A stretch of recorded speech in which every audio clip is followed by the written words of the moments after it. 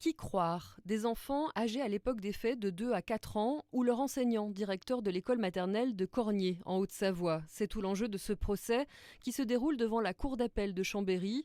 Et au premier jour de l'audience, chacun campe sur ses positions. Le prévenu, un homme de 53 ans, a de nouveau clamé son innocence à la barre. Et pour les parents, c'est très difficile à entendre.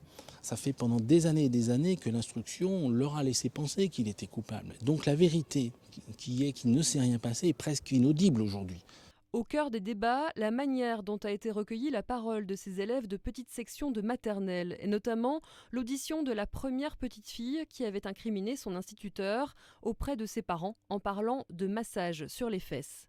C'est un dossier sur lequel plane, comme tous les autres dossiers, le mythe de l'enfant menteur, de l'enfant pollué et finalement de l'enfant qui n'est pas regardé ni écouté par la justice. Et ça, il faut que ça change. La défense parle d'interrogatoires biaisés et de mémoire induite chez les enfants par leurs parents ou par les enquêteurs.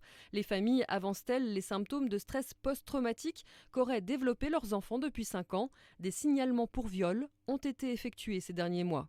Ces enfants sont dans un tel état de dégradation psychique et physique qu'ils ne peuvent pas avoir été dans cet état juste par une parole d'un parent ou d'une ambiance générale ou d'une simple audition. On essaye par ce biais-là, par ce subterfuge, ce deuxième signalement, on essaye de faire pression pour obtenir une condamnation injuste. En première instance, l'ancien directeur d'école de Cornier avait été relaxé en l'absence de preuves matérielles.